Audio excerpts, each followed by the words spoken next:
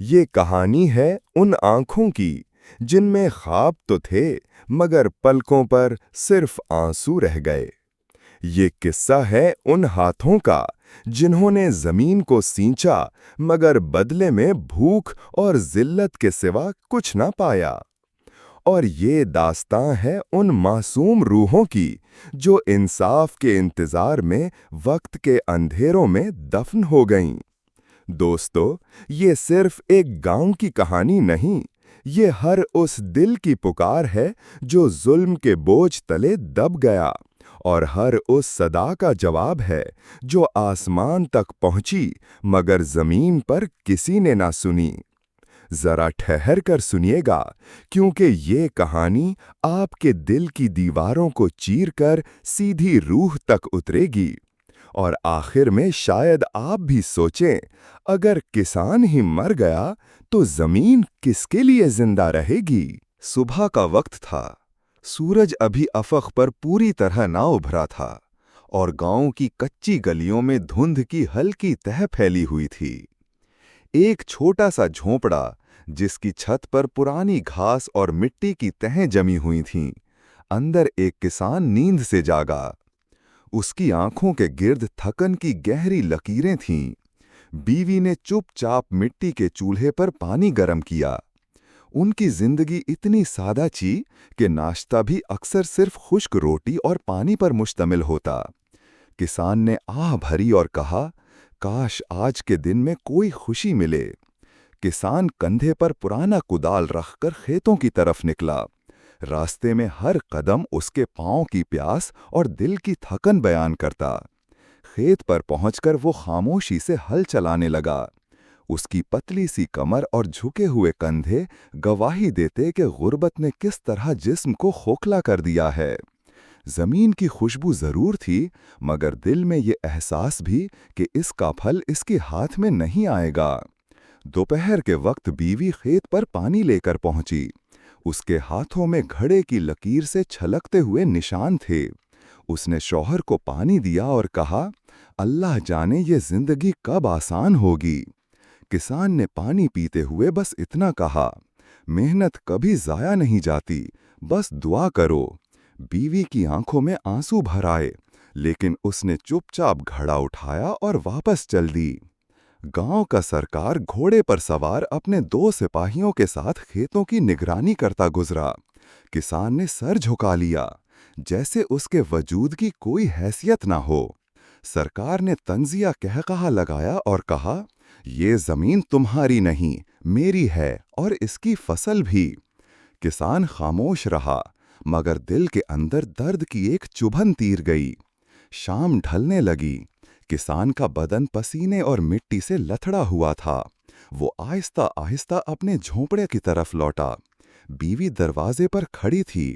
उसके चेहरे पर सवाल थे मगर होंठ खामोश। किसान ने खाली हाथ दिखाकर कहा, आज भी वही नसीब, कुछ नहीं बचा। बीवी ने बस आसमान की तरफ देखा और आहिस्ता से कहा, शायद सब्र ही हमारी सबसे बड़ी दौलत है। रात के अंधेरे में दोनों झोंपड़े के कच्चे फर्श पर बैठे थे। चिराग की मध्यम रोशनी में बीवी ने आटे के छोटे पेड़े से सख्त रोटियां सेंकीं। किसान ने निवाला तोड़ते हुए कहा, कल फिर सुबह से मेहनत शुरू होगी। बीवी ने उसे देखा और धीरे से बोली, काश ये जमीन कभी इंसाफ भी देखे। चिराग की लौ कांपती रही और झोंपड़े की दीवारों पर उनके साए लंबे होते गए। किसान अली धूप में पसीने से शराबूर जमीन जोत रहा है। इसके हाथों में छाले हैं, कमर झुकी हुई है, लेकिन दिल में उम्मीद है कि मेहनत का फल जरूर मिलेगा। अली की बीवी सोगरा मट्टी के चूल्हे पर रोटी सेंकते हुए कहती है, इस बार की फसल से शायद बच्चों के लिए नए कपड़े ले सकें। दोनों की आंखों में छोटी सी खुशी की झलक है। गांव के तारिंदे आते हैं और अली से कहते हैं, फसल का बड़ा हिस्सा सरकार को देना होगा, बाकी तुम्हारा है। अली का दिल डूब जाता है, मगर वो कुछ नहीं कहता। अली घर आता है तो बच्चे रोटी के लिए रोते हैं। सोगरा आंखों में आंसू लिए कहती है, कुछ बचा ही नहीं। علی خاموش کھڑا رہتا ہے، اندر سے ٹوٹ رہا ہے۔ کارندے دوبارہ آتے ہیں اور علی کو کہتے ہیں، اگر ٹیکس نہیں دو گے تو قرض بڑھتا جائے گا۔ علی کے ہاتھ کانپنے لگتے ہیں۔ وہ جانتا ہے اب مزید کچھ بچانے کو نہیں رہا۔ سوگرا علی کے قریب آ کر کہتی ہے، حوصلہ رکھو، اللہ دیکھ رہا ہے، ہماری محنت رائگاں نہیں جائے گی۔ علی کی آنکھوں سے آنسو نکل پڑتے ہیں۔ علی گاؤں کی گلیوں سے گزرتا ہے۔ ارد گرد لوگ ہیں مگر سب آنکھیں جھکا لیتے ہیں۔ کوئی اس کی مدد کے لیے ہاتھ نہیں بڑھاتا۔ علی دل ہی دل میں سوچتا ہے، کیا انسان کی محنت کی کوئی قیمت نہیں؟ اس کے چہرے پر آنسو بہہ رہے ہیں مگر لب خاموش ہیں۔ کارندے چوک میں آ کر اعلان کرتے ہیں، جو کسان ٹیکس نہ دے سکے اس کی زمین چھین لی جائے گی۔ علی کا دل کانپ جاتا ہے مگر عوام خاموش رہتی ہے۔ علی کی بیٹی معصومیت سے پوچھتی ہے، ابو ہم کبھی خوشحال ہوں گے؟ علی کا دل ٹکڑوں میں بٹ جاتا ہے مگر وہ مسکرا کر کہتا ہے، ہاں بیٹی، انشاءاللہ۔ کھانے کے لیے صرف ایک خشک روٹی بچی ہے۔ علی 3 ٹکڑے کرتا ہے، بچوں کو دیتا ہے اور خود خالی پیٹ سونے بیٹھ جاتا ہے۔ رات کو آسمان تکتا ہوا علی دل ہی دل میں دعا کرتا ہے، یا اللہ، کبھی تو انصاف نازل ہوگا۔ اس کی آنکھوں سے خاموش آنسو بہتے ہیں۔ صبح کے وقت کارندے گاؤں پہنچتے ہیں۔ وہ علی کے دروازے پر کھڑے ہو کر چیختے ہیں، ٹیکس ادا نہ کرنے پر یہ زمین سرکار کی ملکیت ہے۔ علی کی بیوی ہاتھ جوڑ کر روتی ہے، یہ زمین ہی تو ہمارا سہارا ہے، مہربانی کرو۔ مگر کارندے بے رحم نظر سے دیکھتے ہیں۔ کارندے ہل اور اوزار اٹھا کر کھیتوں پر قبضہ کر لیتے ہیں۔ علی کی آنکھوں کے سامنے اس کی زندگی کی کمائی چھینی جاتی ہے۔ چھوٹے بچے زمین سے لپٹ کر رونے لگتے ہیں، یہ ہمارا کھیت ہے، اسے نہ لو، مگر کوئی ان کی فریاد نہیں سنتا۔ علی زمین پر بیٹھا ہے، مٹی اپنے ہاتھوں میں لے کر روتا ہے، کہتا ہے، یہ صرف مٹی نہیں، میری سانسوں کا سہارا ہے۔ شام تک زمین چھین لی جاتی ہے۔ علی کے گھر میں اندھیرا چھا جاتا ہے، بچے بھوکے سوتے ہیں اور بیوی شوہر کی ٹوٹی ہمت کو دیکھ کر خاموشی سے رو رہی ہے۔ علی کے بچے بھوکے پیٹ رونے لگتے ہیں۔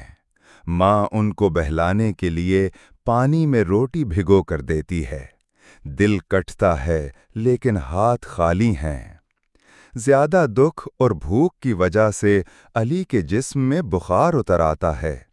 وہ چارپائی پر نیم مردہ حالت میں پڑا ہے اور بیوی اس کے ماتھے پر گیلا کپڑا رکھتی ہے۔ بیوی گاؤں کے حکیم کے پاس جاتی ہے، لیکن پیسے نہ ہونے پر وہ دوا دینے سے انکار کر دیتا ہے۔ وہ خالی ہاتھ لوٹ آتی ہے۔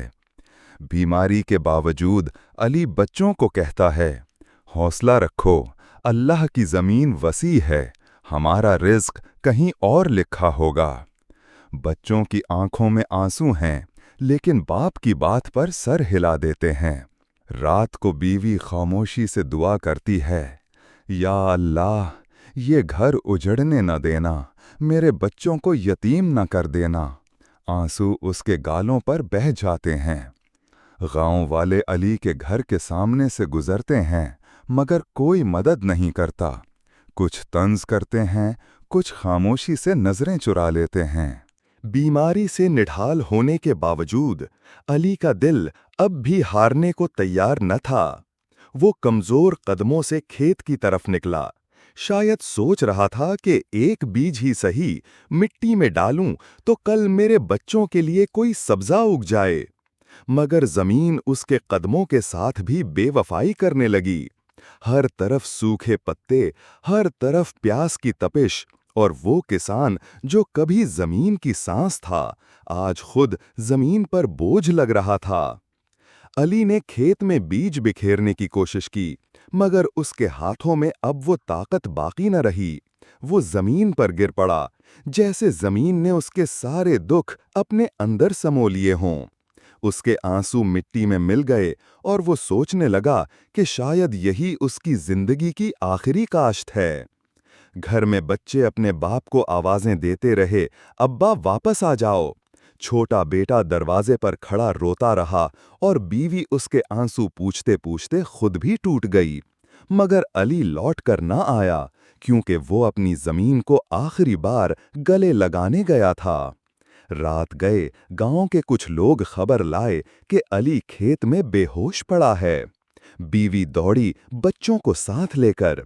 जैसे ही वो पहुंची, देखा कि उसका शौहर जमीन पर लेटा है, आंखें आसमान की तरफ लगी हैं।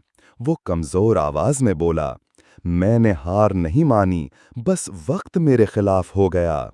चंद लम्हे बाद अली की सांसें टूटने लगीं। बीवी ने रोते हुए उसका सर अपनी गोद में रखा। बच्चे चिल्लाते रहे, मगर तकदीर ने अपना फैसला सुना दिया। अली की आंखें हमेशा के लिए बंद हो गईं। वो किसान जो सारी जिंदगी जमीन को देता रहा, आज खुद जमीन के सुपुर्द हो गया। पूरा गांव अगली सुबह अली के घर इकट्ठा हुआ। किसी ने कहा, ये तो जमीन का बेटा था। किसी ने कहा, ये तो वक्त का शिकार हो गया। मगर कोई ये ना बोला कि असल में हम सब ने इस किसान को अकेला मरने दिया। बच्चों की आंखों में सवाल थे कि अगर जमीन किसान को निगल ले तो क्या उम्मीद कभी उग सकती है?